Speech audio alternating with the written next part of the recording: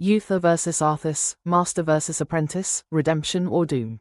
Legends, heroes, betrayers. Welcome back, lore enthusiasts, to another deep dive into the intricate tapestry of Warcraft's history. Today, we unravel the complex relationship between two of Azeroth's most iconic figures, Uther the Lightbringer and Arthas Menethil. Was their tragic saga a path toward redemption or an unavoidable descent into darkness? Could the course of history have been altered? Let's embark on this journey together. From mentor to martyr, from prince to pawn of evil, the story of Uther and Arthas is one steeped in honor, ambition, and the fragile balance between light and shadow. Their intertwined fates not only shaped the destiny of Lordaeron but also left indelible marks on the very fabric of Azeroth's reality. Today, we challenge the threads of fate. Was doom inevitable, or was there a glimmer of hope for redemption? Uther the Lightbringer, the paragon of virtue. Born in the kingdom of Stormwind in the year 15 BDP, before Dark Portal, Uther rose to prominence during a time when the very essence of goodness was tested.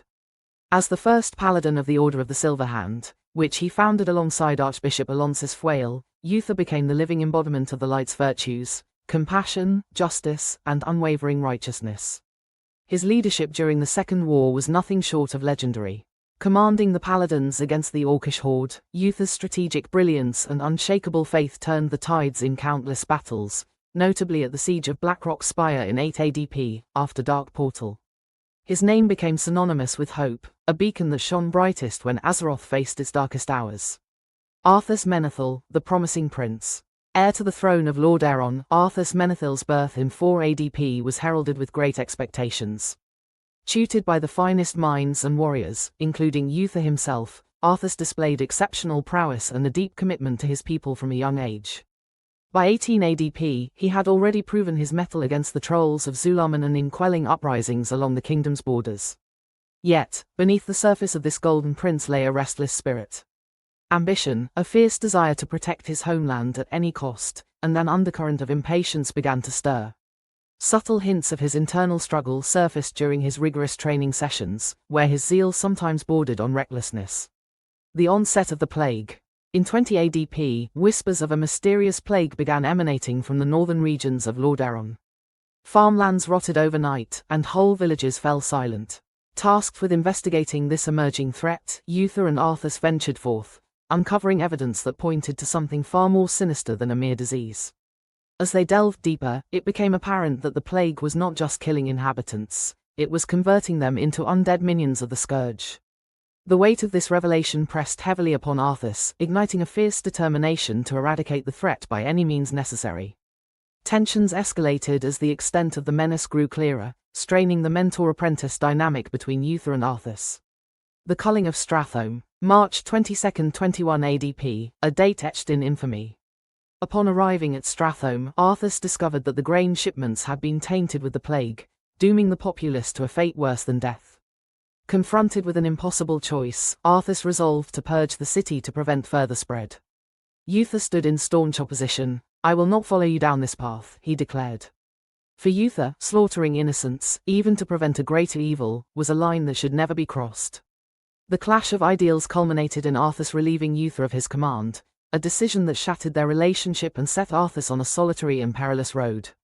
The culling resulted in the deaths of over 10,000 citizens, a dark testament to Arthas's burgeoning obsession. Arthas's descent into darkness. Haunted by the horror at Strathome, Arthas pursued the dreadlord Mal'Ganis to the frozen wastes of Northrend. Consumed by vengeance, he ordered the mercenary fleet to burn their own ships, cutting off any chance of retreat for his men, betrayal upon betrayal. In the Ice-Crown Glacier, Arthas encountered Frostmourne, a rune blade of immeasurable power and insidious curse. Ignoring the warnings etched upon its pedestal and the echoes of his own conscience, Arthas seized the blade. This act severed the remnants of his humanity. The price was his soul, claimed by the Lich King Ner'zhul. The transformation was complete. Arthas Menethil was no more. In his place stood the Lich King's mightiest Death Knight. The betrayal and fall of Lordaeron. Amidst fanfare and celebration, Arthas returned to Lordaeron, a hero in the eyes of his unsuspecting people. But beneath his cold gaze lurked the malice of the Scourge.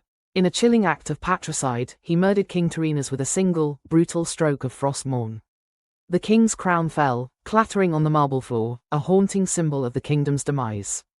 Arthas unleashed the undead upon his homeland, turning the jewel of the Alliance into a desolate wasteland. The very citizens he once swore to protect became fodder for his unholy army. Cities burned, and the rivers ran red. The mighty kingdom of Lordaeron, which had stood for over 1,200 years since its founding in the year 1 BDP, was reduced to ruin almost overnight. The final confrontation, Uther versus Arthas. Fate drew Uther and Arthas together one last time at the gates of Andoril. Uther, now bearing the sacred urn containing King Terenas' ashes, stood as the final bulwark against Arthas' tyranny. The confrontation was as much spiritual as it was physical, a clash between the light's unyielding righteousness and the consuming darkness of the scourge. Arthas, Uther implored, your father's soul cries out in anguish. What have you become? But Arthas was deaf to his former mentor's pleas. Their battle was titanic, a symphony of clashing steel and searing light. In the end, not even Uther's formidable prowess could withstand Frostmourn's dark power. With a devastating blow, Uther fell. His last words echoed with both sorrow and prophecy. I dearly hope that there's a special place in hell waiting for you, Arthas. The duel marked the definitive end of an era and underscored the tragic cost of Arthas's fall. Themes of mentor and protege. The relationship between Uther and Arthas serves as a profound exploration of mentorship, trust, and the perils of pride. Uther embodied patience and adherence to principle, while Arthas increasingly favored swift action and pragmatic solutions, even at moral cost. Their divergent approaches highlight a fundamental question. Should a leader uphold their ideals even when facing annihilation, or adapt ruthlessly to overcome unprecedented threats? Arthas's susceptibility to the whispers of darkness was exacerbated by his impatience and the weight of expectation placed upon him as prince. Uther's inability to bridge the growing chasm between them reveals the limitations of mentorship when confronted with unyielding ambition. Redemption. Was there hope for Arthas? Could Arthas have been saved from his tragic fate? Several critical junctures offered opportunities for redemption. The culling of Strathome. Had Arthas heeded Uther and Jaina's counsel, perhaps a different strategy could have been employed. The pursuit to Northrend. Abandoning his obsession with Mal'Ganis might have allowed time for a more measured response to the plague. Claiming Frostmourne. Rejecting the Cursed Blade would have prevented Ner'jal's ensnarement of his soul. Yet, external manipulations cannot be discounted. The Lich King's influence subtly eroded Arthas's resolve, preying on his fears and desires. Uther's attempts to reach Arthas were consistently rebuffed, indicating that the prince's descent was propelled as much by internal turmoil as by external corruption. The aftermath and impact on Azeroth. The fallout from Uther and Arthas's conflict reshaped Azeroth's geopolitical landscape. Rise of the Lich King. Arthas ascending the Frozen Throne in 22 ADP heralded a new era of dread. Third War. The Scourge's onslaught decimated kingdoms, leading to the fall of Quel'Thalas and Dalaran. Formation of new factions. The Forsaken emerged under Sylvanas Windrunner, and the Argent Dawn formed to combat undead threats. The Alliance and Horde were forced into uneasy alliances and brutal conflicts, diverting resources and lives to stem the tide of undeath. Economies collapsed, and entire cultures were pushed to the brink of extinction. The ripple effects of their intertwined destinies cannot be overstated. Uther and Arthas in the Shadowlands.